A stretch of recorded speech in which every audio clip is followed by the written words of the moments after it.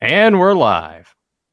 Hello, everyone, and welcome to episode 144 of Fans of Power. I am Joe Amato, and I'm here with my partner in crime, Tyler T. Rex Baker. T. Rex, I've been babbling a couple weeks that I'm going to get rid of this old mask that I'm holding right here because it's wore out and everything. So I wanted to make a new one. I was going to make a new one, but my template is on my one memory card that I just can't find right now. So I had to do, for now, just a temporary replacement of the other module lock head. So this is what I'm gonna have just for tonight. But I just want to let you know, my God, this thing's hot because it's a thicker kind of construction that I had. His little earbuds are popping up so high that it's shoving up my thing for my mask. But yeah, the old one, I was gonna make a new one of this, but so just for tonight, I have this one night only until I can get my memory card and find it. So you're going to be uncomfortable. Now, I mean, it looks great, but you're going to sit uncomfortable the entire time.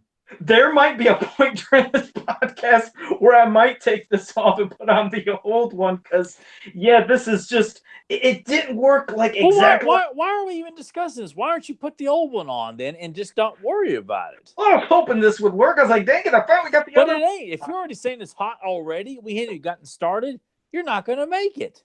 I probably won't. So I'm going to probably change it in a couple minutes. But first, let me acknowledge we got Adam Gabbert here. We got Kendall Winks. We got, hold on, let me keep scrolling. We got Zentron. We got Zen Brown. We got JSP. We have, I think scroll back up. Hold on a second. Yeah, we got JSP and Fedmon. So thank you all for joining. Oh, and Eric Amen. But yes, while Tyler is going to talk to you guys for a couple seconds, good God, I got to take this off. I can't handle it no more. So yeah, I'm going to go off camera, off screen a second. So go ahead, Tyler. All right, guys. Well, tonight we will be talking Fisto. We'll be revisiting that character because it's been probably since our first year, early episodes where we discussed Fisto. So we're going to revisit that character tonight. And the Star Comics Garden of Evil issue number 3 from the Star Comics He-Man series. We'll cover that. I've got a unsolved mystery to throw out to everybody this evening, and for me and Joe to talk about as well. And I'm going to push this. Well, and now Joe's back now, so I'll Sweet wait Jesus. Oh my God, I don't even want to show you the other side of this mask. I can't believe within that 3 minutes that I was talking, just the sweat was just, oh my God. Whew. Well, I tried, people. I wanted to try something different, but this sure the hell didn't work. So I'm back with the old mask, but what the heck? Here we go. all that hype, and I'm sure Joe in his mind he's expecting all this fanfare and lots of confetti thrown up and stuff, and it just bombs out like a small dying rat. You know what I should have did? I should have just did that just like I did this mask and just had just plain one layer, but I double layered that and I had a harder cardstock in the back. And I think, yeah, that created way too much heat. So, yeah, because this is just one thin layer that I have right here. So, what the hell? And Grimbot's here. Yeah, yeah, it's my real face Grimbot. So, oh, Jesus. Oh, yeah, and what did you think, Tyler, earlier? I posted a picture of He-Man by a burrito. You get a kick out of that? Did you like that post? Oh, yeah, especially how much enthusiasm and excitement and acknowledgement you got over posting He-Man with the Monterey burrito. Yeah, because you can tell everybody makes me so damn sick that you all you got to do is take a He-Man figure and stick it up next to like a fossilized piece of cat shit, and you're like, "Hey guys, check out this," and they're like, "Whoa, what is that, man?" I'm flabbergasted. How do you do it, man? Because it's just, you know what, you really ought. I mean, I know you've done the fruit. And we've suggested that you can put up a foam peanut that looks like Stinko or something like that, and you'll get it. But just for fun, I would love to see if you could get away with doing something just absolutely ridiculous and obscene, just to see, just as like an experiment. If you could take, hell, I don't know, I mean, you can come up with it, whether it's an old doorknob and extendar. Hey guys, I mean, do you guys see the comparison between these two things? And just to see how much damn acknowledgement and comments and likes and shares you'll get over a doorknob and extendar. No, what happened was, what this stemmed from was, we were doing Beyond Retro earlier, and I talked about, I was like, I'm going to go get a dollar burrito at the Dollar Tree. And I said, I'm going to post a picture. And Tyler said, oh, sure, and of course, everybody's going to like the picture. Well, trust me, if I just posted just the burrito by itself, nobody would care. So just for the fun of it, I put He-Man by it. I did a little catchphrase just to drive Tyler nuts when people were liking it. He said, oh my God, because he's like, yeah, you put up crap and people are going to like it. That's the only reason. But no, I can't just put up a burrito and people's going to go nuts for it. So I tried to jazz it up, put He-Man with it. Thought to make it interesting. Yeah, that ain't jazzing it up. It's just, oh, grab this. I mean, hell, you could have taken any damn thing. You could have taken this Stratos right here. Put it all right next to a pair. They're like, oh, wow, man. I've never seen that before. Where did you get that? So that's where that little that thing stemmed from. But no, I was also going to show something for somebody. It was going to be a reveal just for a certain person that'd be watching tonight, and it was going to be of a figure. I'm not going to say what the figure is or what the name of it is. Is it Molecular from Silverhawks? No, it wasn't. But is it Jack from Bionic 6? No, it's none of these. But because, like I said, the memory card that also has my original mask has all my templates, I couldn't print out his card back to put it on. So I'm not going to show it tonight because I don't have that. I'm still going to show him, of course, tomorrow if I just find the damn memory card. But I was sitting there scrambling. That's what was taking me time before I got started, too. I'm scrambling. Where the hell is this memory card? Because I wanted to try to get this mask back, and then it backfired with that. But, well, that's that nonsense. But, anyways, we got a couple things we're going to be talking about. We're going to be talking about something I wanted to show to you real quick. Yeah. This old buddy arrived this week. Oh, yeah? Oh, God. I just left him sitting out because I'm like, I got to rearrange the entire shelf to make room for Stridor. But if you haven't gotten him yet, what's that? He looks great. Show him close up. Oh, my God. Too. I mean, it's just like Night Stalker, but just being able to play with the neck there and moving around the legs, just multi-jointed and everything. I mean, he's a work of art. I mean, I can't stress this enough. So if you haven't gotten them yet and you're anxiously awaiting, it's well worth the wait because I got mine on Monday. I got no notification about it. I saw all these people on Facebook sharing, hey, I got my Strider. I'm like, I haven't got any notification. Hell, I bought this like immediately when it went up for pre-order. So, but I finally got it. It was well worth the wait, and I'm not sure how I'm going to display them on the Heroic Warrior shelf. But how is the quality compared to Night Stalker? Does it feel like it's the same plastic? Exact same thing. It feels like it's the exact same thing. Yeah, it's not heavy, pretty light, articulated. Is that a rubbery mask for his head? Is it rubber or what is that like? Yeah, it's a hard plastic. Oh, hard plastic. Okay. Yeah, hard plastic. I'm not using this thing. This would have been worked more if you got two and you're going to make it like a 2000X style Strider. I figure that's kind of what he would have been wearing with something like this. Okay. I ain't using that because this is my Strider here. So,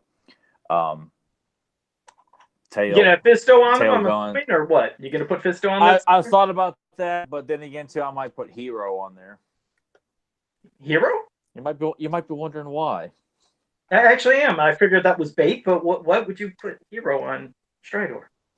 Well, according to the stores that me and Axel put together here, Stridor would have been the steed for Hero in the Hero series. So this is more to stroke. This is stroking your ego even more. When I always say you're an egomaniac, that's what this is probably.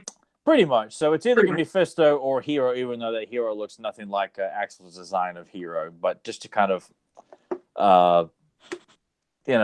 bide my time until that visual design is picked up by Super 7. They decide, by God, this design just beats the hell out of what was released before. We've got to make it happen. So. Yeah, that will happen someday. Yes, but, I'm sure, Joe. Especially with that sarcastic tone you just fed me there. Just a taste of it. But no, and remember, next week at PowerCon, they also said Super 7's going to pop up with some announcements of some new figures that they're going to be showing or something. Is that what I heard? I believe. I didn't see that. That's news to me, but I figured they would be. I figured, Collector's Choice would be on display, like the four figures that we were probably supposed to get in San Diego. So that and whatever Mattel has in the pipeline, which hopefully is not more He-Man Skeletor variants. And I'm not assuming. See, it was quickly when I read it, and hopefully, if there's somebody in the chat room that can correct me, but I don't think that they're showing like exclusives like to PowerCon beyond what we already knew. I don't think they're popping up new stuff. I think it's revealing stuff. Yeah, reveals is what I mean by that. I'm not implying that if you go to PowerCon, you'll have access to Mattel exclusive. No.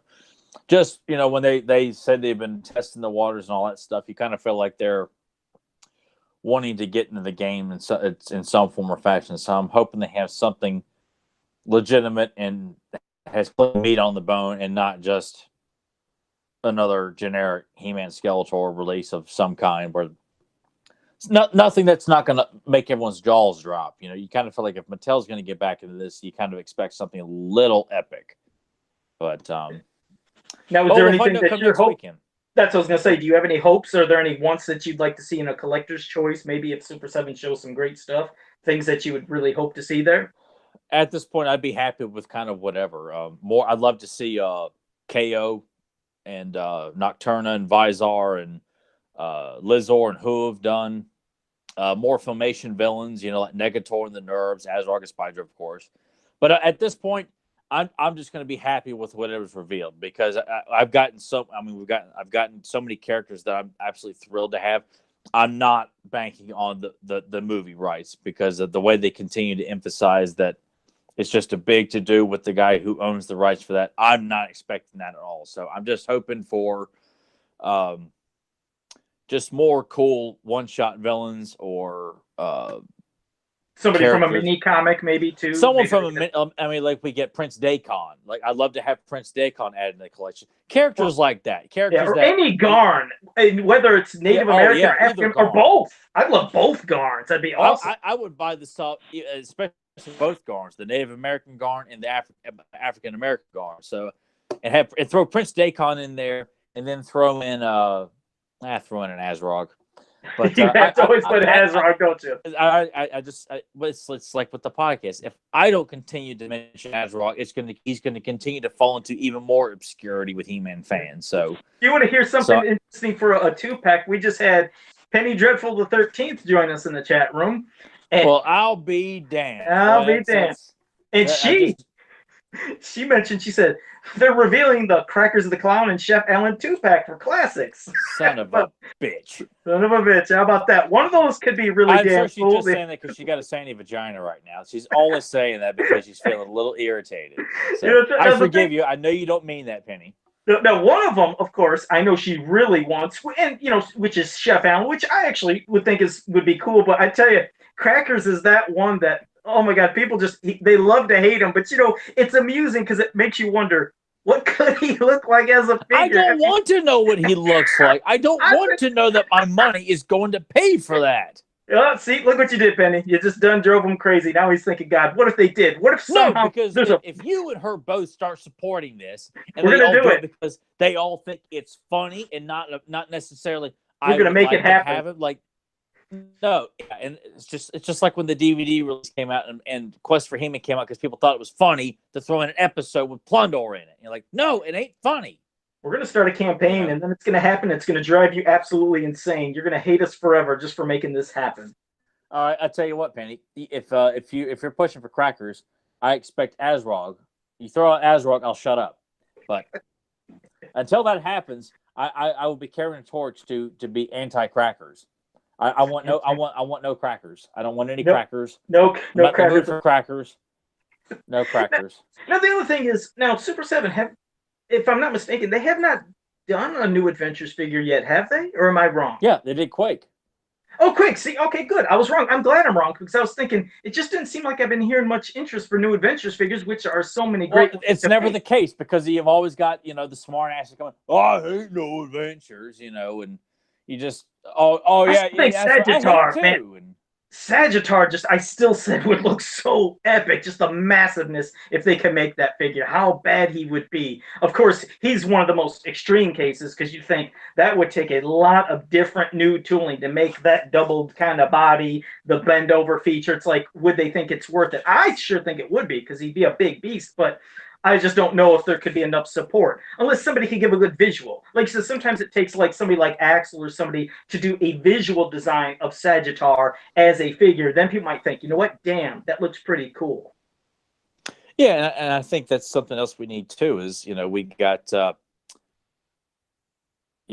like Axel to do interpretations of characters that are not necessarily as known well or if you put them in a really impactful visual, then people are more inclined to flock to it. But if you just mention characters like that by name, they immediately just want to pull down their pants and drop a nice soft serve swirl all over it because they just think, oh yeah, because that's what everyone else says, or No, it usually happens. You're right. It takes seeing visuals to make you think that, to get a different opinion, because sometimes you're just envisioning them from what you picture as either a toy, their appearance in a cartoon, so you think, converting into a figure wouldn't work. But as we've seen for so many years, Classics is universally using the same design. So they would come and they'd fit in right with the rest of the figures, just like everything else you thought wouldn't work that did work. Plus, not to mention like Slamurai, who we have not gotten yet, and the Snake Men Horde Troopers. I still say that, and we mentioned this a few episodes ago, I want to see those made too. We were supposed to get those in the original line, so we've got the other three. Let's wrap it up, make those two part of the four that we're going to get, and then throw in a Prince Dacon or Chef Allen. yeah. You remember that? Only because I say that. All right, you know what? She said you'd have the sandiest one of them all if they did make Crackers the Clown, though. So she just had to let you know. Absolutely. It would be like a bulldozer dumped right in the mesh right there. I mean, I would never be able to get it out. Yeah, if Crackers the Clown is greenlit, it's and I'm sure Danielle would just be walking around just shucking and jiving at PowerCon the whole time and just taking pictures, like doing photo ops. Here, everyone come up. We're going to take pictures with Crackers the Clown and we're going to flood social media with it and tag Tyler in every single one of those damn pictures. Hashtag Tyler Baker, exactly. Well, hey, and there's some lovers here of New Adventures. You guys enter on saying love New Adventures. Kendall's Winks blog said, saw the first episode of New Adventures, thought it would look good. So, I mean, there's people that really do still love and support it. And also, I was going to say really quick, JSP did mention something. We never did bring this up here, but he said, did any of you guys see that Club Grayskull dungeon rug that they showed, back?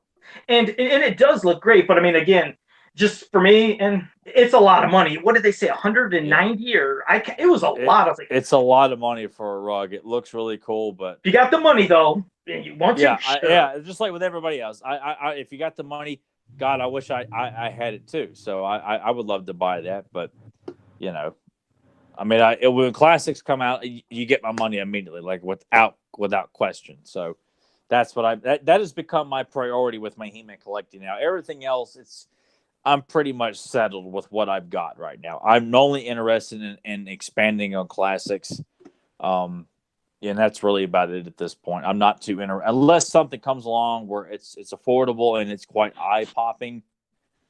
I just can't get myself because I've got so much stuff in here. I got so much stuff in storage. So classics is what they're going to continue to get my money for right now at this point. Even though they do have, like you said, there's many great things. And also JD Gibson joined us and said you guys get Stridor. And JD, I didn't know if you've seen earlier, but that's what Tyler showed. He got his Stridor. Great. Go ahead. Yeah, he's right here. So he definitely got in all his glory. Yeah, and it definitely looks awesome. And Motu fan number 1, thank you for joining us. And okay, well, the person, like I said, didn't want to say the name, but Adam Gabbert's in the chat room because I told him I was going to show him his Trevor card. But Adam, it's what I said earlier. I don't even have my memory card to print out a new mask. My memory card is what has all my templates for cards. So I got to find a memory card, then I can print out, and I'll probably just do it on Facebook because I told him I was going to do it here, but I couldn't. So can't find my memory card right now. It's here in the house, but I was through a little hustle and bustle mess. But nobody. Let me with Penny being in there too. Ask her. Does she happen to know? Is there? Does she know if any kind of is she? I'm not asking her to spill the beans, but I'm just curious. Is she aware of anything like plan wise that's going on at PowerCon? Well, I'm sure since she just heard that, she'll probably answer, and I'm sure she probably will know, but I'm sure she won't spoil. But I'm not asking her to spoil it, but just because every time PowerCon comes along, I'm always like saying that you're waiting for reveals to pop up or some sort of big news or something like that. Could you imagine if she did something and then I'd have to do this? Because how I'm always like covering my eyes for reveals. Like, no, she put a reveal and I'm blocking the chat. She's not going to do that. No, I know. Val and her would be butting heads. You're like, no, exactly right all week. So yeah, she's going to post. she'll probably just post it like, yes, the meteors have been announced. They're all being released. No, wouldn't that have been something? But it ain't gonna No, how about breaking news? That would be some breaking news. happen. Right? That would be But different. yes, Penny, if you get a chance, please tell Axel I said hello in person. Since I can't seem to get him on the podcast or in any kind of like verbal communication. It's all through text. So I need someone to relay that message for me, sweetheart. So, by the way, we got to get her back on here too. It's been too long since we've had her on Fans of Power. Yeah, we'll get her on if she wants. We'll see if she might want to join us. Not this next. I mean, not next Yeah, week. maybe But after following week. PowerCon. Like, That's what I was going to say. Like that. Yeah, Yep. yeah. The week after PowerCon, if she wants to join us. That's what I was just going to say. She just said, sorry to let you down, but I honestly don't know. She said, I'll be just as surprised as you. She says, but if they reveal the meteors, Joe has to remove his mask at last. I like that. I like that. Yeah, I think it's a fair trade-off. Yeah, I don't know. Wouldn't that Let me be ask something? you that. If they did reveal meteors, would you get the sub? Still, Oh, I don't know if I have the money to, but I mean, could they sell them separate, or you'd have to get the sub? I'm saying whatever they would do. I'm saying if meteors are brought up, like to buy one as a separate item, like with Stridor or something like that, or they're part of the sub, like 4 figures and a meteor, whatever the case may be. If a meteor or meteorbs is announced, would Joe Amato break the guys and find a way to fork over the cash to pay to get that meteor? Well, I have been waiting so long for them. I'd have to somehow do it. Yeah, I would go back to the days of what I told you. I'd sit there and I went and get them special like Big Macs on Fridays. I would just stick to my noodles that I get, my ramen noodles, and I'd save all the pennies and dollars. And yeah, I'd have to try it. I would have to do that. I love how like Penny remembers you doing that stuff on old podcasts like back in the day. Like she remembers. So many people love me. They'd actually would message me like, "Man, Joe, I never thought of that," and they did it because after I said it. So hey, I was just trying to help people out like me that maybe just wanted to pinch some pennies and save some dollars. I just remember like just being just like, who the hell is this douchebag telling me how to manage my money? It's like, look, man, I'm working a full-time job here. I'm doing the best I can, and I'm not going to sit there and cut out this and cut out that and eat out of a bucket for a week because Joe Amato suggested here. Right. So, but no, here I am podcasting with you all these years later. Exactly. It's like I hate this guy. This guy sounds like a moron and a schmuck and a know-it-all. And hey, Joe, I like you, man. Yeah, maybe we'll do a podcast together. But that was really the only time I kind of felt like, who is this guy? I was like Ric Flair. Who is this guy? Yeah. All the other times I'd hear Joe on the podcast, I always enjoyed what he had said because he's bringing more meat to the bone of, like when he was doing like the comic podcast and. I was trying to think one of the others. There was a podcast that Joe used to do back where they talked about almost like character bios almost. And Joe was pushing. Council, the first one. That was the first. It wasn't that. Global Masters. Global Masters. No, it wasn't that one. No, because I was on that one with you. Whispers in the Woods. I think that was the one that we would do maybe twice a year. I think. No, it wasn't that one. Well, the other one was just our Masters, the comic cast. That's it. Maybe it was the comic cast. I guess that's what you can get confused with. But when I would hear Joe on any of those podcasts, I always enjoyed what Joe had to say. And hell, I remember too when since Penny's on here, it works out all right. There was an episode of Roast Google, and they were talking about. I think Scott Notley was on or something like that, and they were talking about the meteors. And I remember Penny mentioned you by name, which I thought like, okay, clearly this Joe Amato guy is reaching out. It took quite a distance if he's being brought up by one of the flagship stars of Roast Google. So I thought, man, it's like this Joe Amato, man. It's like he's being mentioned on here. Like this guy's kind of a big deal here because she was like, oh, Joe Amato would go crazy for the meteors. I'm like, man, what about me and Lizard Man?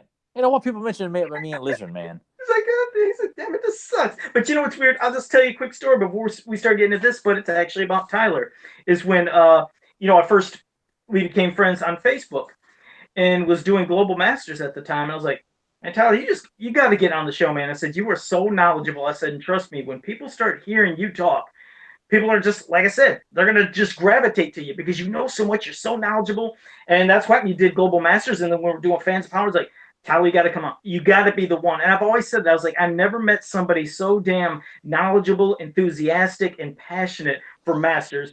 I know this. Trust me, all the people in the chat room probably just as much. I just meant there was a way you spoke and you would type, and I was like, I just, man, I feel like we can go back and forth because the thing is, Tyler is more articulate and well spoken with the way he says stuff and with his memory. Me, I sound like you've just injected me with a drug, and I'm too hyper. So I'll ramble and I get too excited and I can't form a proper sentence at times because I get so excited. So it's like a balance. It's a balance of lunacy with me, and then Tyler with his memory and being articulate and well spoken compared to me. So it was a good combination, I thought.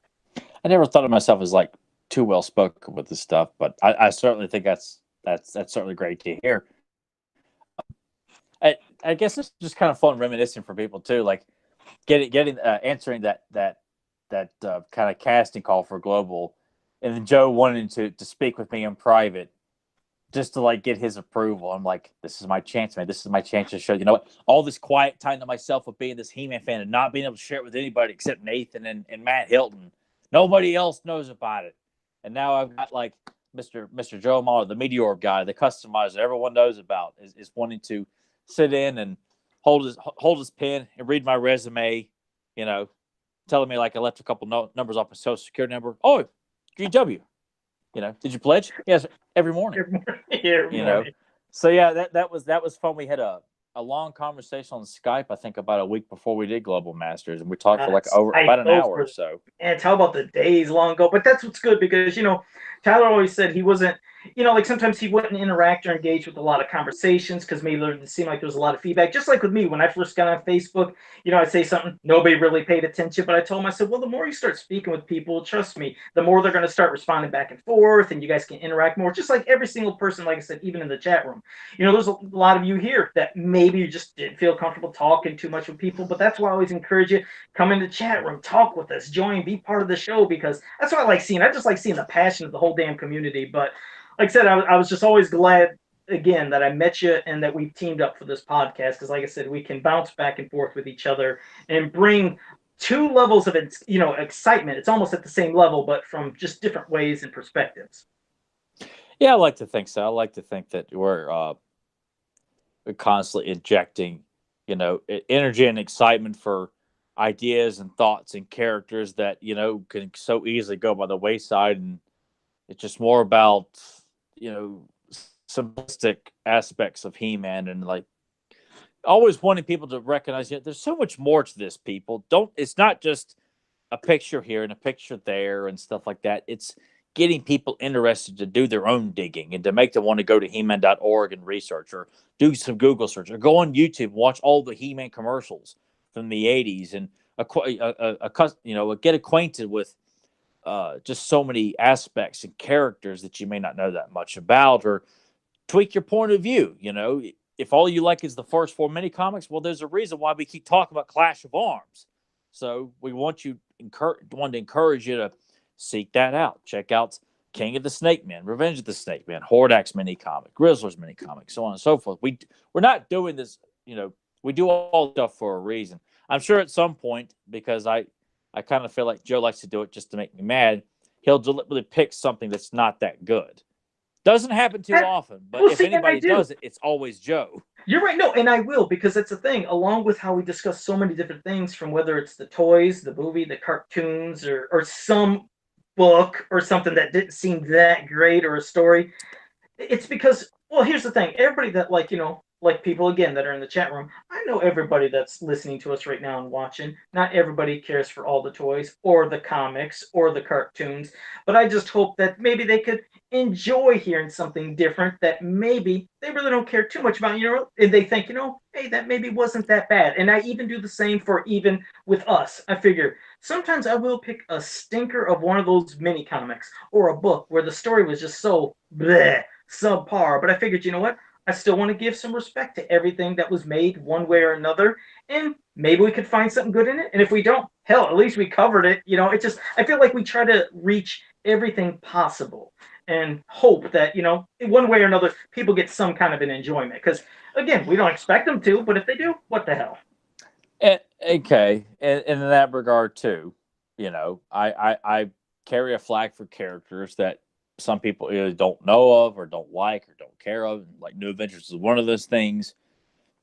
and I'm in full support of everybody getting what they want. You know, some people are after a really obscure Sheba character. Some of them are after a really obscure mini comic character. You know, and I'm in support of everybody getting someone that, in your own personal mindset, in your own personal canon, you hold those characters in a lot more higher regard than the rest of us might. You know, because I certainly do that about characters like Clamp Champ and Lizard Man and things like that, and Penny and her Crackers the Clown.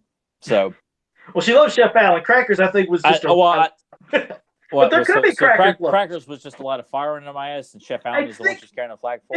Well, yeah, that's how I take it. But you know what? There's in as much as we're saying it, there could be people that like crackers. I don't know many of them, And I've but heard it mentioned before in various posts, and I just kind of like get it out of my face immediately. However, you know, I would not be the fair, and I always want to be fair, except when it comes to King Grayskull with fans and characters that they want. So if there is people who want a Crackers the Clown, I want him to arrive for those fans. Just sure, like, sure. yeah, and Chef Allen for our wonderful Penny Dreadful and anybody else.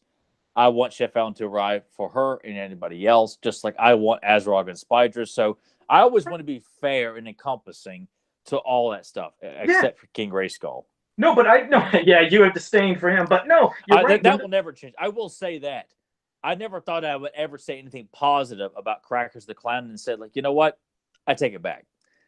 If he gets released, more power to the fans, and I will support it like I've supported everything else. However, I will never, ever, ever mark it on your calendar. Mark this day. I'll never show support for King Grayskull. I'll show support for Chef Allen, Crackers the Clown, the Star Child. You know, that's saying something, because a lot of people hate Star Child too. I hate Star Child with a passion. She's right there with King Grayskull, but just she's an obscure character in Filmation that nobody likes. The chances of that character ever being created in plastic is, well, it ain't happening. But I will accept that before I accept the concept of King Grayskull. So I would probably put Crackers the Clown right between Pennywise, from the original and the new Pennywise. Have all the clowns right together. I think Crackers would look pretty damn cool with the Pennywise. I put him right in there with the classics figures. Just a different little setup right there. But it would throw off my classics. So yeah, it would look terrible. But it'd be a good picture. You know me, photo op issues. Click, take a picture, put it on Facebook. Yeah, and then he starts taking a picture of like Crackers the Clown with a bag of Jack in the Box food, and he gets like 1 million comments and likes and shares and. So and hell, I mean, people are talking like, okay, first Zen Brown was saying that somebody needs to give you a tank top with the Clash Arms cover on it. So yeah. Oh god, yeah, I loved it. I like to shop and buy tank tops on Redbubble and stuff like that, and I've yet to come across something that has Clash of Arms on. If there was like a print or a panel from Clash of Arms, you damn right I would buy that, put it on a tank top. It actually would be cool. I mean, hell, you could take almost every cover of those vintage mini comics, put it on a damn. They do have some of the Wonder Bread card art is available on T-shirts on Redbubble, like Hordak, the Evil Horde, the Eternity of Playset, Evil End. Yeah, like the actual card art, you can get that on tank tops, T-shirts, whatever you want. And I thought those were also those same images. I thought that was like, style guide stuff or something that I thought I seen on the org. Where they're it's like the Earl McCarthy style guide art. So at least it got to make it to those Wonder Bread cards for those who never got to see it. Because remember back then, you might not have seen it many places except right there, along with, for the first time, hearing some of the different bios for characters. That was the first time I ever seen anything about Rio Blast, was from the Wonder Bread card. I was like, wait a second, they're talking about kind of where he came from? This wasn't even in the mini comics. So I like those. The Wonder Breads gave you the stuff that they had, but you really didn't, in the United States, didn't really get to see anywhere else. Of course, years later, then you start seeing stuff that was in other parts of the world, and you find about style guide things. So it's cool, Yeah. But I do have more tank tops coming, though. I'll have some new tank tops probably for next week's episode as well, too. So. All right, and you got it. Yeah, definitely show them. But Zentron said, "What do we think of Temple of Darkness mini comic?" Oh hell yeah, I love that too. Awesome mini comic. Larry Houston's beautiful artwork. I had that one as a kid. I thought it was a good mini comic, man. Yeah, I almost feel like we're doing the early answer to the fans before we get into this stuff. But I will say that you want to do that next Sunday, like while PowerCon's going on, we can just devote that episode to answering questions. Yeah, maybe we could. Next week it'd be all about the fans, but I'm going to hit a couple more before we get into our topic. And Sure, go ahead. Penny said that she said she'd love to see the three Twiggets are actually her top ones. Yeah. He said, but she also said, but Slamurai, Shirella, Snake Trooper, and the Minics are all top ones for me. This is going to show my ignorance. I don't know what the hell the Minox is. Minox? What the hell is that? Do you know what that is, Tyler? I don't Or recognize the name. I don't recognize the name. I'm gonna have to wait for it to pop up. And she said, "And the Green Witch." And JSP, what you of said? Course she's gonna say the Green Witch. Of course, Yes, say of course. that. Which it would be cool. JSP mentioned something that I actually would love. Unlike James Atak, who hates him, I love the Manchines, especially little ass Relay. He's cool, but I'd love to see the others. But Relay, he is a must. Yeah, I'd like to have a Relay. Only as a pack-in. Don't give me Manchines as like a full release. Just it'll never happen. You know, Relay is the only one I see that could make it because he's so well known for being with Skeletor. But the other ones, no, they're probably nowhere in the history of this line or any line will they ever see the light of day, guaranteed. But let me see, Zen Brown. Zen Brown, you bring up something good. He said, "How about the silhouette of King, not King Grayskull, King Grayskull from the original mini comics? Well, that silhouette of the spirit of Grayskull, yes. Or did you mean the one sitting in the chair that was there, like shadowed off? If that's what he's talking about. I think it's probably what it means. So to me, that's not King Grayskull. That's just interesting, but it'd be more of a display thing, which was spooky. But yeah, that's something that's different. But yeah, the King Grayskull that Tyler hates, yeah, I could see why, especially when you're watching MYP. And I was thinking, oh my God, they're going to talk about the past. I'm going to see Hero. I'm going to see Hero. And I was like, King Grayskull? Wait, what's this? And what the hell is this shit? I was pretty livid. Yeah, especially after the hype when I was waiting all those years back then, knowing of Hero. And I was thinking it was going to happen. It didn't. I was like, hey, I knew who Hero was too. Don't act like, only because Joe had the little catalog that he got it. I seen him before you. Pinsky's department store. I seen him before you at Elder Beerman. So there we go. Let me fix this imaginary tie I don't have. But oh wait, Penny said he's the cyborg Minotaur from the Italian comics. Damn, Penny. Wait, I remember. I think I've seen a picture of him on the polls that He-Man.org has done, but I didn't. Penny, if you could pop that on Facebook on my wall, I'd appreciate it. I'd love to see it, and then maybe others could see it as well. But nothing. Just what you described alone, that deserves to be made. Yeah, exactly. Grimbot said Fortin's King Hiss. That would be cool. Well, sure, Jesus. I mean, there's so many damn figures. I take any kind of figures. It looks like we're hitting them all right here. Let me see. Okay. Well, you know what? Shoot. Fetmon said, "What collection would you like to see Dark Horse produce next?" Love for them to tackle the kid stuff books with audio on CD and transcripts from the record only stories. Oh no, Fedmon, that is a cool idea. I mean, I've always thought every Golden from the kid stuff books, the Super Adventure books, the hard ones, because I know the kid stuffs were different from Golden, but all those would be awesome. And plus, how many people said they would love to get the UK comics put into a book because there's so many damn stories. I mean, that would have to come in multiple volumes because it's gigantic. I mean, Tyler, have you ever held one or at least seen how many pages are just? No, I always assumed they were pretty big sized books. Yeah, that's what I mean. Because there's 3 stories in each, and God, I thought they made over 70 of those comic magazines. Oh, it would be massive. But yes, I think. Next up, maybe if they did something from Golden, all the Golden stuff and kids stuff books, maybe into one thing, and like you said, some kind of format or however you'd be able to hear the audio with some kind of thing.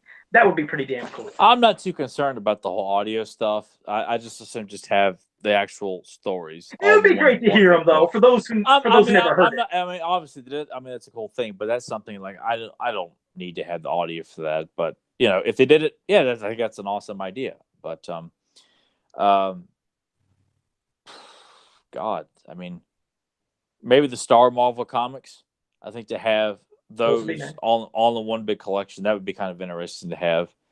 It'd have to have more with it, because since being only up to those. Well, I'd like to think that since James posted in Serial Geek, it was like the first page of the issue 14. 14, yeah. 14.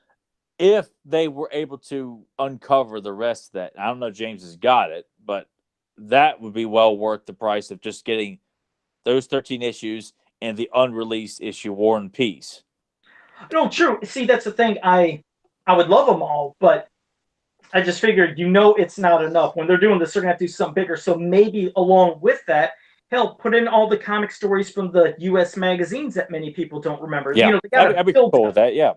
Yeah, just building it and beefing it up. But yes, I love all those because actually we're gonna. Well, hell, how about we go into that? We're gonna talk about one of the Star Marvel comics, which is issue 3 right here with the Garden of Evil. Now this one, just looking at, see, that's the thing, they didn't always have titles, so you'd open it. Some of them would say it, some didn't. But I just always assumed this was something called the Slime Pit until I was reading it yesterday. After all these years, I was like, well, that had a different title. But I like this comic. Anytime I can see Orko doing something to where it's not complete incompetence, and not that he always acted like that. I don't mean that by any means, but the way him and Adam were having this little back and forth beef, it was something quite different. Something that I guarantee you don't think you ever would have seen in filmation. There's a different tone to it, and I think Tyler knows what I mean, and he'll probably, expand upon that. But I like this. Anytime you see the Horde Troopers was always a treat for me.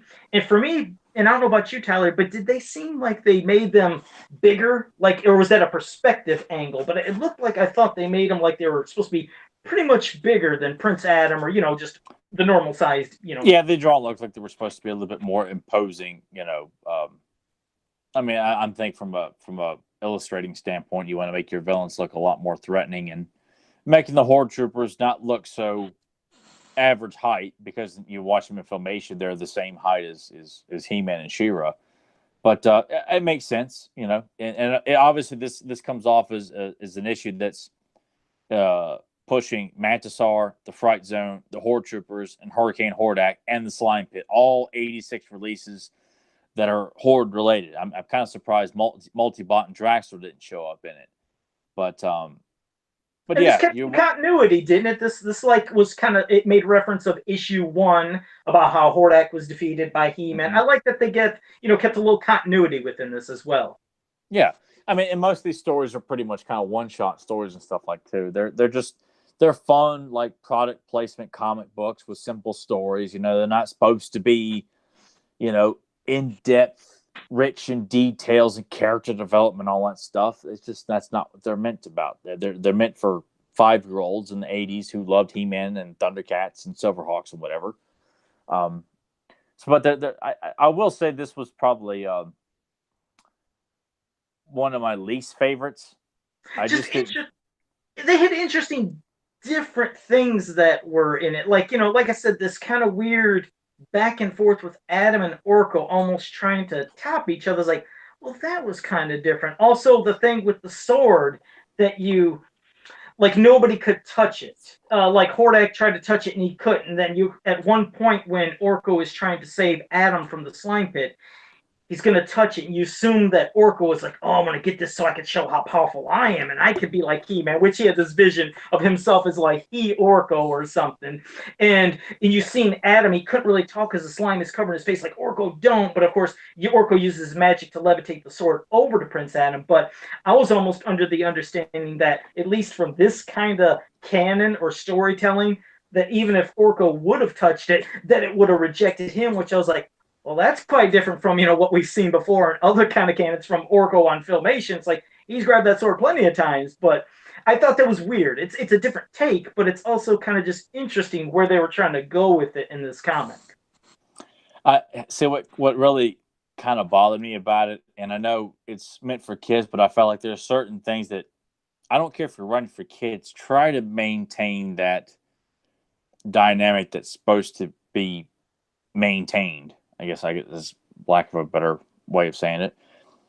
Because when the slime is covered in Prince Adam, and the sword's given to Prince Adam, and then He-Man bursts out of the slime right in front of Hordak, and Hordak says, "Aha! I knew He-Man would be coming." Like, right. I just thought, all right, look, come on, that drove me nuts. There's just some stuff that I feel like you couldn't come up with anything else other than that. And did you notice a couple times, not only that, but even earlier when the Horde Troopers first showed up and Prince Adam kind of figured, okay, these guys are kind of clumsy and maybe a little oafish and maybe they wouldn't know. He was like, I'm going to transform into He-Man right in front of them. But of course, it didn't happen. And even though he did say the oath, he said, by the power of Grayskull. And then he tried to say, I have the, and got hit. I was like, well, you guys kind of messed up there too, because once he says by the power of Grayskull, he's already going to transform. And then when he's He-Man, he says, I have the power. So that was a weird little kind of goof, I think, in the writing, but he was going to transform into the Horde Troopers, which Adam is never going to do that. That I can forgive what you just said there, because that happened in an episode, Shadow of Skeletor, where Prince Adam says, by the power of, and then he doesn't say Grayskull, but he's in the middle of it and it stops. So that's why I feel like that I can forgive, but transforming right in front of Hordak and he says, aha, that's.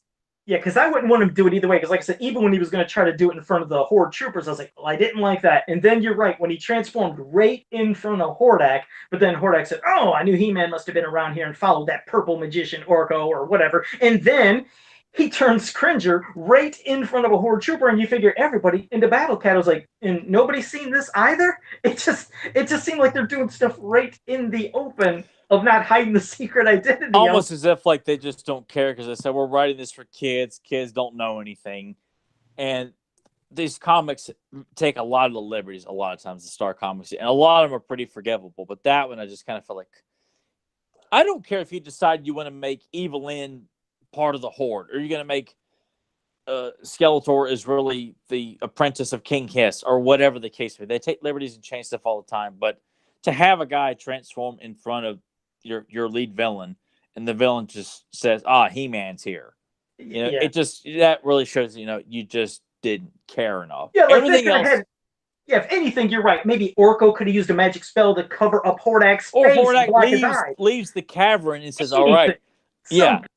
Something. You just, everything was just right. Yeah, it was right in the open, which was kind of annoying. But like Grimbot said, the initial writer just didn't care much. So, I mean, I guess that could have been a possibility. The thing is, it's just the tone of it, even though like a lot of confusion, like I said, there's still tones of it that just seem so not, let's say, as friendly as Filmation when you look at Orko and Adam normally. Because like I said, the way they're going back and forth at the beginning, first I thought it was nuts because Orko wants to show, okay, I'm going to battle you with my magic. And, of course, Adam's using his sword, and he's not He-Man. But I thought, well, damn, this is first a little aggressive. And then Adam was even coming across, like a prick at times, the way he would talk to Orko. And then later in this comic, there's a part where Hordak says something like, next time we meet He-Man, one of us will be gone or be taken care of. It's like you felt like there was tones of death. Even though as goofy as the comic was, it seemed like there was just a lot of serious ways they talked, which was kind of strange, especially like you said, if it's kind of geared towards kids. It's like, man, they didn't really kiddie it up. They confused it up, but it didn't kiddie it up. You know what I mean? Which, I mean, I felt like for the most part, it's not really kiddied up. They just kind of feel like they're instructed to, hey, look, make sure you include the Cliff Climber in this issue. Make sure you got Clam Champ and Ninja in this issue. And good to see the Slime Pit, I guess, if anything. I love the damn Slime Pit, of course. Well, I mean, it's cool because it's pretty much devoted to the Slime Pit, the Horde Troopers, and Hordak, and you get a brief cameo of Mantisaur. It's a Horde toy commercial, so to speak. But no, you're right. I love the Team Mantisaur. You're right. Yeah, but that's one of the things I do like about the Star Comics is that they are like they're toy advertisements. Pretty much every issue is, where the first issue is pushing the Horde, the second issue is pushing the Meteorbs and the Rock Warriors. This issue is pushing that. Issue 8 or 9 is pushing Ninjor, Faker, Scareglow, Blast Attack, King Randor. That was just a big bonanza there. I love that. Yeah, and I loved it. Man, when I first heard about that issue, like years and years and years ago, oh my god, I have to get a hold of that issue. Yeah, I just remember the excitement of going to 7-Eleven. I told you that's where I got my comic for the first, issue 1. And then that's where I got all the rest with 7-Eleven. I was like, oh, man, I can't wait next month to ride my bike to 7-Eleven. It was like 3 miles from where I live. Boy, I felt like I was king of the world going that far. But, no, you're right. They were basically advertisements, so much so that another kind of cool thing, like I said, within some of the weird parts of the story, but also like when Hordak unleashed his Hurricane Hordak, and he was creating a hurricane. I was like, Well, that was cool because it was blowing them all back because that was the thing. Orko didn't even think that He-Man, now they've transformed into He-Man Battle Cat. He figured he wouldn't even be able to maybe beat Hordak and On-Manosaur, so Orko used his magic just to stop the fight and have He-Man go through a portal, and they went back to Eternia. So, I thought that was kind of cool. It was different, but I was like, wow, Orko was actually trying to look out for him, make sure he's safe, so you never got to see an epic fight with them because Orko was concerned for, He-Man in the long run. Of course he is, but I thought it was just different. Felt like that was just a way of like, we've dragged this story on so much. I don't have time to like set up a big fight, so just have Orko concoct because to have Mantisaur be conjured up at the very end, you got Battle Cat and he may get ready to charge at him, and then they go through a portal. Like, what the hell, man? Yeah, because we didn't get to see Manosaur do, like, we know Manosaur can shoot out like a bunch of locusts or like insects, and that's one of his attacks. I thought, oh man, we're going to see something insane from Manosaur, and we didn't get to see that because you didn't. Well, how many times did we really get to see Manosaur? It wasn't much when he popped up. I was like, you really didn't get much of him. We got a weird kind of version in Filmation, didn't we? A green version. Yeah, which looked pretty cool. Which was in my favorite episode, Talent for Trouble. He's like, he loves it. But yeah, I mean, I would have loved, of course, this one. But yeah, it was a shame. It was like a little taste, a little tease of Manosaur, and then son of a gun, you didn't get to see more of him in that. So, but I know he's a few times here and there, and I can't remember how many times he got to do his locust or bee or insect attack. Like I said, because it's not just him attacking as himself. He has like a special attack. So, but it would have been nice. It would have been nice. And also, and I wanted to give a shout out to Delvis78 who's in the chat room. Thank you for joining us. Kendall Winks wanted to know about where could find the Star Comics on eBay. Well, pretty much you can find them on eBay. You could read these also on He-Man.org. But if you want physical copies, yes, you could try eBay. And as who said right there? Febmon said check your local comic shop. You never know. Sometimes they have the old issues. And you can get deals at times. Like sometimes just getting these individually, you sometimes end up paying more individually. So check for a lot. Sometimes eBay might have a good stack of them for a super cheap price of somebody that just maybe lists them a weird way. But just look up He-Man Comics, Masters of the Universe Comics. There's a lot of multiple ways of doing it, but hopefully you find a good deal on there. Well, that, and just the last two issues always go for a hefty price because they're the two most popular, two the most well written. So that's going to be the hardest thing for you to find. You will 12 and pay 13, more. you mean? Yeah, yes, 12 and 13. You will pay more for those. Yeah. And how often it's not considered 14, but the movie comic, which is also a separate one. Oh, yeah. That sometimes goes for a little bit of price and it'll pop up here and there. But yeah, it's another one that's worth it. That movie comic definitely is a lot better than the Cosmic Key that we got for our mini comics. Yeah, and it's a shame too because the Cosmic Key mini comic could have been good, but it was just something they probably just last minute. We got to have something to throw with these movie figures. 5 pages. We got to have it done by tomorrow. I couldn't even remember. I thought it was like 5 pages in there. 6 pages, I think. Oh, 6 pages. Yeah. Gone in the blink of an eye. It was just done, and just such mediocre art. Unfortunately, I don't know who the hell drew it. I don't even know if it said who drew. Do you know? Did it say? No. There's no credits for it. There's nothing. There's no credit for the writer, the illustrator, nothing. I really just think it was something thrown together very quickly as a pack in for the 3 movie figures because they all came with that mini comic. I mean, as a kid, I thought it was great, but I didn't know any better. But God, man, it is. I won't say it's the worst because it revolves around the movie characters. Like the worst would probably go to Leech's mini comic by far.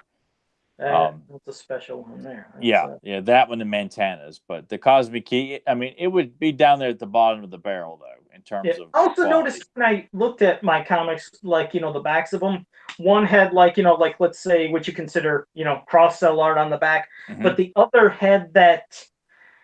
It almost looked like the card art that was going to be used for the Powers of Grayskull line. I swear that had that mouth or that light, that skull on the back of one of my Cosmic Key back covers. I'll have to look at them again. I might sound nuts, but I'm almost certain one of them had that on the back of it. Do you have any physical copies in front of you? Not in front. I'm looking at the Dark Horse release, and there are 6 pages in it. And I don't have one meant on card either. Damn, because all my they're away from me. Yeah, because my Blade comes with the Powers of Grayskull mini comic, oddly enough. Damn it, I'm almost certain. I know it sounds nuts, and maybe somebody in the chat room can back me up, but I know that, like I said, I could post a picture tomorrow, especially after I find my comics, but I'll take a picture of the backs of both of them, and one is just a cross-sell page, and the other has that kind of light out of the skull of a mouth that was on, like, Eldor's card front or what they're using for Powers of Grayskull. I'm Yeah, almost post that certain. because I'm not familiar with what you're talking about. I'll do it. I just so I don't sound nuts, but I will find that. And Delta 78 for some reason said, tell Tyler his ceiling is awesome. Okay, all right. My Oh, and ceiling? your ceiling, yeah. I don't know. Well, there. I guess. See, I don't know. I don't know. I I don't. have no idea what he could be, unless he's talking about like the back over there or something like Oh, that. maybe that's because I was like, what is that like a joke after when I dropped my thing last week and you seen my ceiling? You said, oh, what great drywall or whatever when I was losing my mind I last don't week. think so. I don't think so. All right. That's Well, okay. what he if he wants to be more specific, let me know so I can at least know what he's talking about. He might. And also, Penny did want to jump in and say, yep, that was the Cosmic Key one that had that. Good, Penny. I knew it wasn't nuts, but I still want to show a picture for Tyler. I'll get a side by side to show him the backs of, both of them, that there was differences. So, because not many people remembered seeing that. I just always remember as a kid, it used to fascinate me, this weird back. I said, what in God's name is this back? And then to find out only, I think, years later, that's what I think would have been the Eldor's skull from the card front. So, go figure. Go figure. Yeah, so, all right, well, that's that comic, which is great. But now we're going to do a little character profile on Fisto.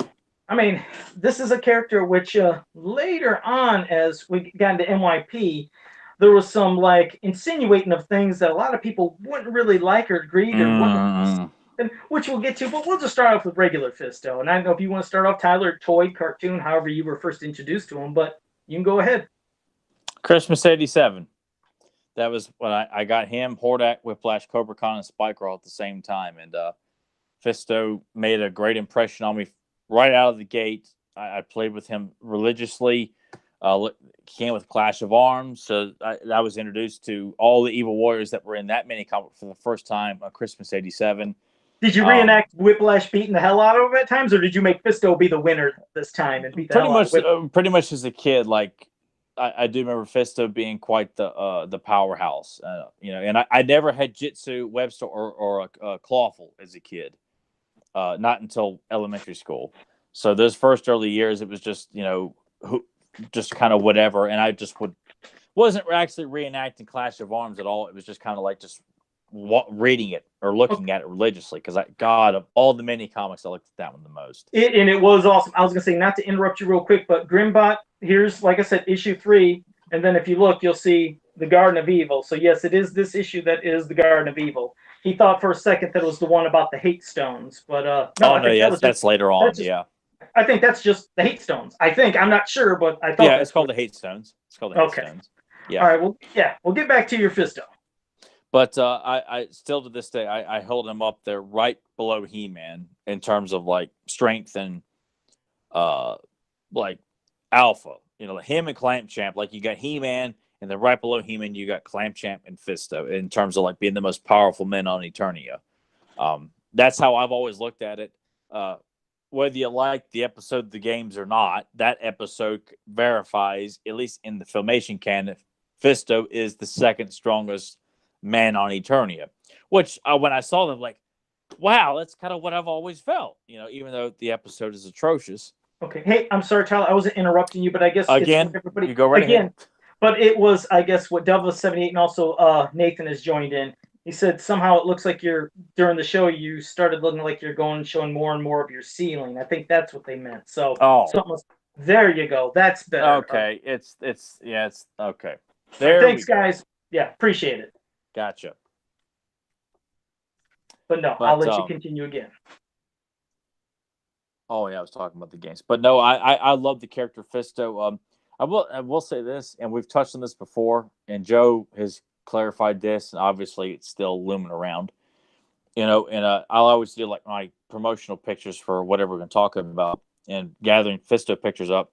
There's still an abundance of juvenile assholes who want to use the characters like as a sexual joke. And I just thought, oh my God, man. It just like all you got to do is search Fisto, and all these jerk offs have found some way to use Fisto in just inappropriate manners and depictions and stuff, and I just want to just strangle all those dickless morons for just thinking, "Oh man, I'm so funny. Look what And I'm it's doing here." something, and I've said it so many times, but as a God, kid, it pisses me off. no, it does, because I mean, as a kid, it was something that never entered my mind because, as you know, we know the name gimmicks of Masters with characters being Ram Man, Merman, He Man. Then you had Fisto, Orko. You know, we had Mosquito or Dragstore. There was always gimmicks to the name. So me, it was just the gimmick. He was the big guy. He was called Fisto, but he had a giant fist, and I always picture him smashing and knocking people down and going through walls. But I know sometimes, like you said, not casual fans, but sometimes even fans who maybe slightly remembered He-Man and then now as adults see Fisto and they do a quick joke about it. And it's like,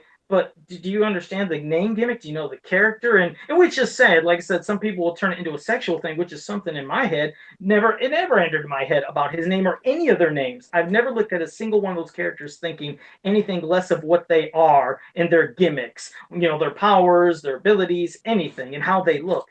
That's what their names always meant to me. It was I never got it. I never understood why that happens with some people, but some people get amusement in doing that, I guess. Yeah, but it worries me because you got people who don't remember too much about He-Man, and they go on a Google search or whatever, and they come across this stuff, and they find so many ways of treating Fisto like that. And God, I just want to just beat the hell out of those morons. Not He's such actually, literally, no, but he's a badass just character. or just take my giant fist and just smack the shit out of them Yeah, because because it's for just me, he was, you're right. He's always just been so damn powerful. Like, I looked at He Man, Extendar, Clamp Champ, and Fisto as being my foursome of like super powered characters. Because I loved this damn gimmick and smashing through something. And that's the same thing with Jitsu, with this big hand and him chopping. And I used to love them like clanging and banging, like when they would be attacking with their gigantic, hands and fists. But it was always such a cool gimmick, and it did have such a good punch. You can't tell me you never yeah. set yeah. You put the characters in front of you, and you pull Fisto's fist back, and boom, he would wallop your figure, knock him back,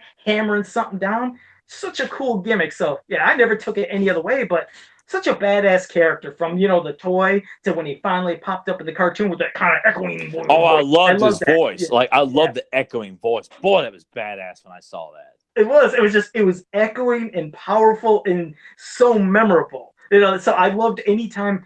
You're right. When there was some of those characters that had as toys and were never in the cartoon, when they first showed up, you just lost your mind. Like, did this just happen? He just popped up in the cartoon. So I love when he first popped up, and of course when fast forward just a little bit for MYP. But I mean, I love seeing him MYP, but I did not like that he already had this weird grotesque giant fist, and then he got Yeah, hurt. it He was had to have just. this, Ugh. yeah. I just always liked, just for whatever reason, you picture this guy armor himself up with this gigantic fist, but he has a big fist, then he gets a new armored fist, and then he's related to Man at Arms, and then he might be Tila's dad or some crap. Mm. What's going on? I was like, well, there's just too much going on that's confusing me. What's going on with this? I wouldn't have wanted him being Tila's dad if that's what they were insinuating. Was that ever confirmation, or was this just thoughts of fans that were in the grapevine? I want to say I think that was going to be canon. Was? Not concrete, but a lot of that stuff that they were implying and would get leaked out on He-Man.org back when the show was um going, and then after it had been canceled, so you'd find information like Clam Champ was going to show up in season 3 and stuff like that. So I think that is where they were going with it, which I was completely opposed to. I didn't like Fisto's depiction at all. I didn't like making him and Man Arms brothers, and I didn't like implying he was Teela's father. I thought it was lazy writing. I thought this is not shocking. It's not cool to make everyone related like this. It serves no purpose. It's not enhancing the story or adding extra depth to these characters because to me they don't need extra depth. Like what they are, what they can do, and how they're depicted doing it. That's the depth that I want to see. I don't need to know what kind of inner turmoils Festus is going through. What makes him go hang out the tavern and drink his sorrows away? I don't care about that kind of stuff. I want to see this guy come in and kick everyone's ass. And Yeah. I didn't like his voice. I didn't like that at all. And it's I recognize the voice. I've heard it in American cartoons, but I just thought it was just poorly done. I mean, the figure looked great, and the overall What's design awesome. of Fisto looked great Yeah. with I the hated headpiece and all that. But Yeah, which I liked, but no, I just absolutely hated the whole backstory, the possibilities of what was going to happen. That stupid gigantic hand. It's like, okay, so if Jitsu would have showed up in the next season, would he have been having a regular gigantic hand that eventually then would have got cybernetic or something? It just, even though, well, in Filmation as Chopper, that is just a big hand he has, isn't it? That Yeah, it's isn't it. just a big hand, which I'm sure at that point that's probably what they were going for, as opposed to having his hand moved and replaced with a golden hand chop. Um, which, yeah, it makes no sense to draw Fisto with one grotesquely large right hand, and it's not acknowledged. It's just drawn there, just so as if like us adult fans are like, oh gee, I guess that's how he gets his big hand. You I know, mean, it it's wasn't like just we're just meat with eyes. it didn't work. I didn't like it. And also, we reflect back to the toy itself, the vintage toy. I just pictured, the big fist. And then, of course, we seen in some of the books. And I can't remember because I don't have the eidetic memory like you do, but I can't remember from Filmation he ever animated his hand. But in the books, some of the storybooks, his hand would actually open, which I Yeah, always found weird. I was like, oh, that looks weird seeing the hand open. I just always pictured yes, he had a fist that was just like this and he would just crush. I don't know. yeah, pretty much like that. I don't recall like in Fista's Forest, Shadow of the Skeletor, the games. I don't recall the fist being animated. I think it was just one solid fist because that's what you kind of expected to be. Like either it's been like welded onto an average hand, or what I always think is better, he lost his hand and this is the replacement, much like with Jitsu, which links those two characters together. So no, it was never animated. I don't think it would need to be animated because I always like to think of that. That's a solid piece of metal Yeah. that's attached So to his yeah, body. because anytime I seen it open, it was I just thought it was weird. I mean, I don't know if it was Demons of the Deep or damn it, I can't remember the story, but there was one of those Yeah, those Jitsu's in that story too. oh okay, well wouldn't that be weird? But I think No, it's that one. no, he is in that story.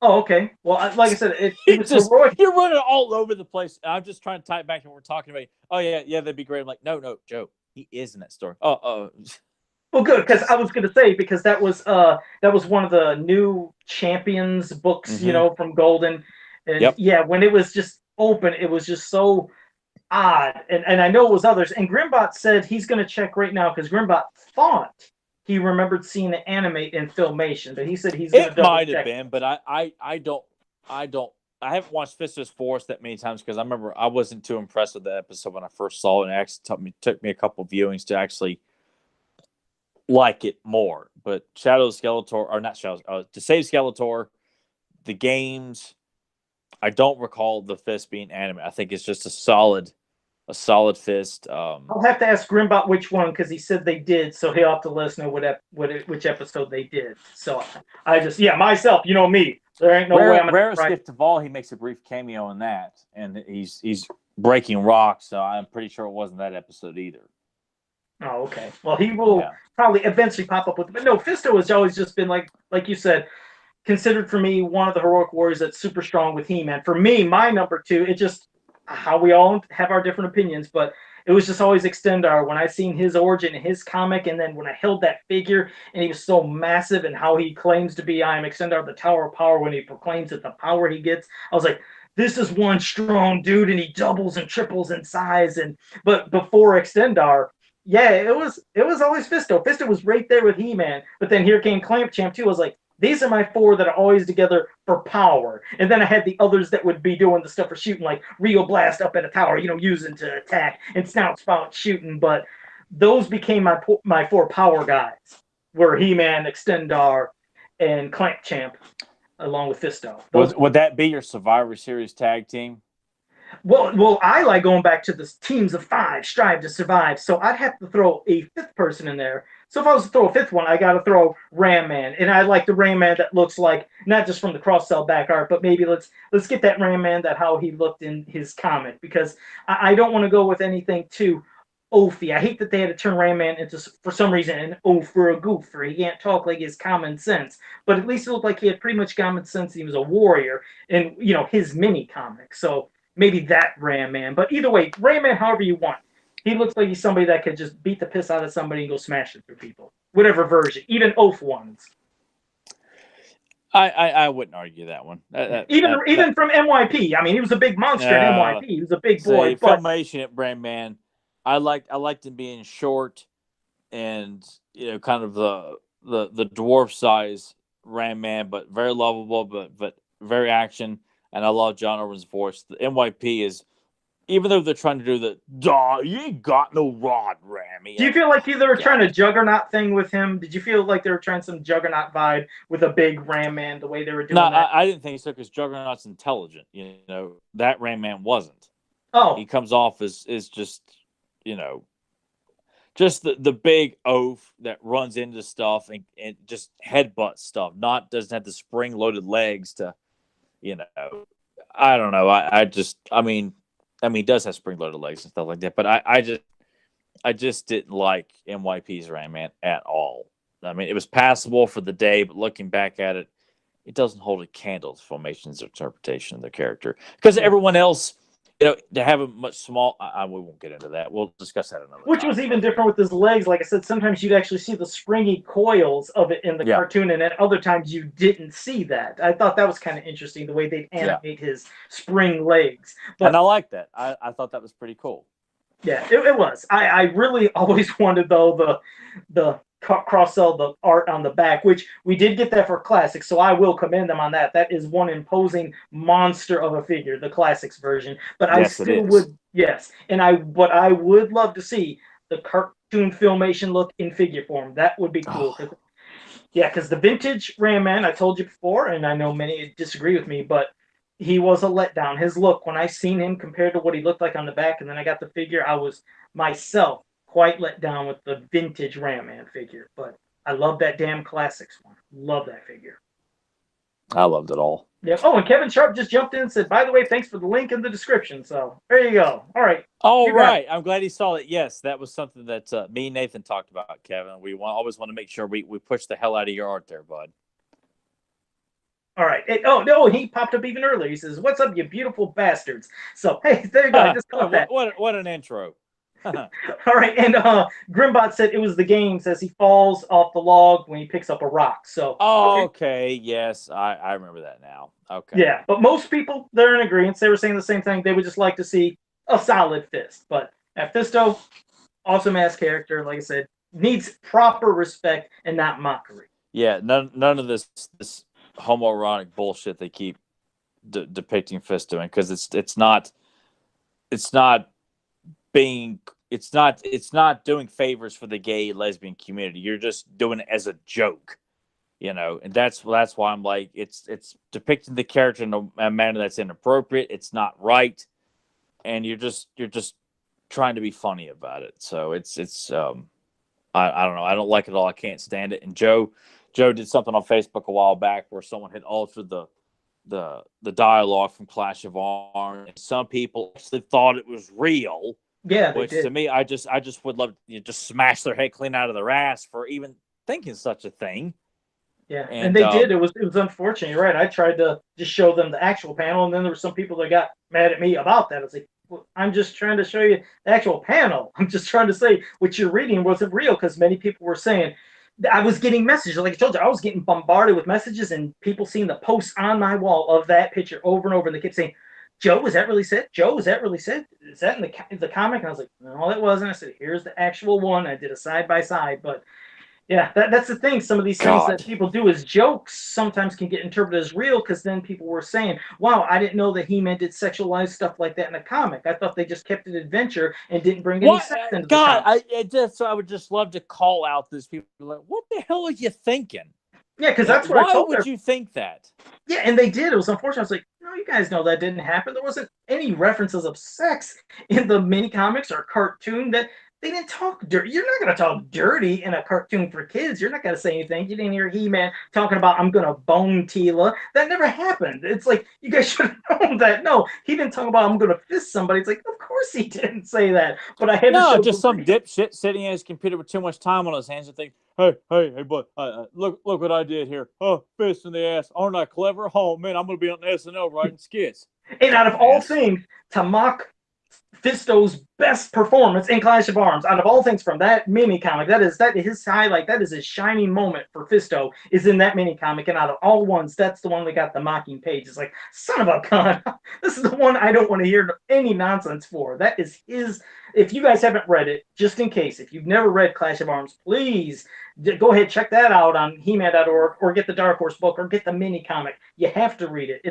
It's one of the best ones. It's all him. It is the best one. It is the best mini comic, hands down, man. He-Man pops up at the end for a quick, brief moment to show up on Stridor with a gun. So it's not a He-Man based comic. It is Fisto, and he is battling a lot of evil warriors, and he's holding his own.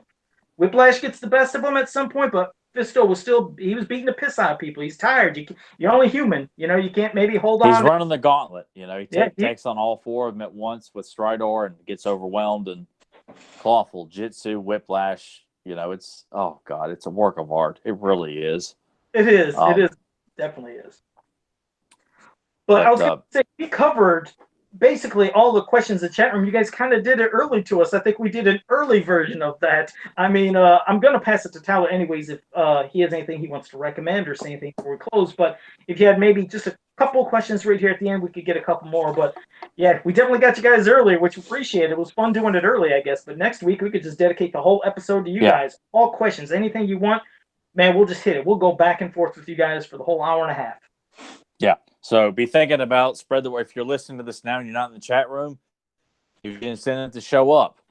Or if you absolutely have something you want us to ask, but you can't join us, message Joe, message me, message Nathan.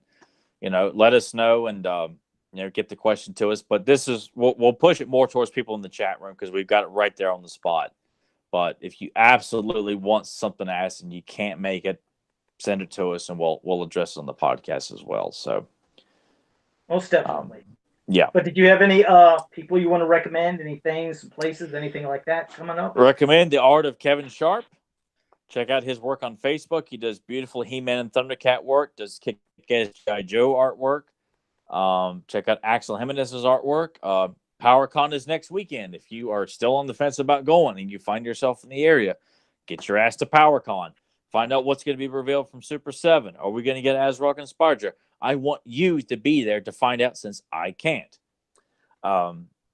Let's see. Check out Joe Amato's Customs. If you like what me and Joe have to say every week, check out Beyond Retro Podcast, where we talk movies and TV shows of the 80s and the 90s. And like recently we did the Jaws sequels. So if you like the Jaws films and you like the sequels or you hate them, whatever, we do a long, lengthy discussion about all three Jaws sequels. We do capes and commentaries where we talk about superhero cartoons and action cartoons of the 80s and 90s. Our friend Penny Dreadful has joined us for the Joker's Favor. We'll have her back for the 89 film. So if you like that stuff, we got a lot of content. So if Fans of Power is not enough, we got more for you. And all that's available on the Beyond Retro YouTube channel, the Fans of Power YouTube channel, iTunes. All of it, everything's available under Pop Culture Network, Podbean. Everything's available on Podbean. Just search the names of all those podcasts so you can take us on the go, at home. You're not confined to YouTube. You can keep us in your ears at all times. That's beautiful, man. Isn't it? And I just it was all improv right there. No cue cards. It was all from the heart. He's so good at it. Sorry for interrupting, but when he did that, I'm like, you know what? I got to throw a Clerks reference in there. That's beautiful, man. I know, and I picked up on it immediately.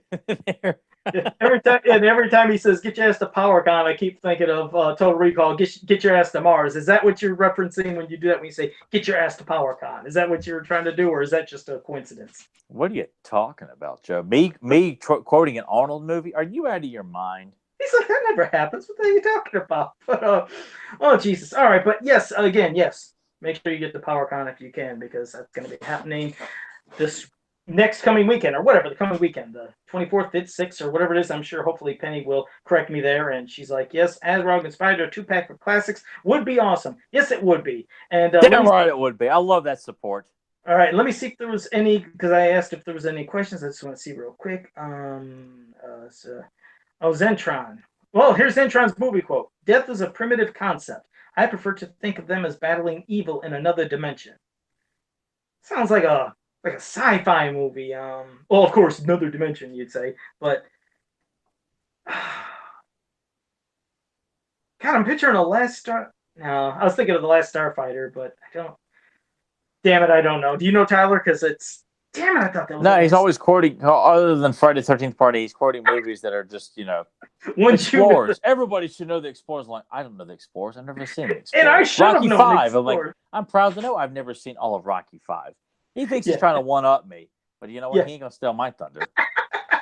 Yeah, I should have known though Explorers, but I don't know. He'll have to let me know if I was thinking Last Starfighter, but for some reason I'm not sure.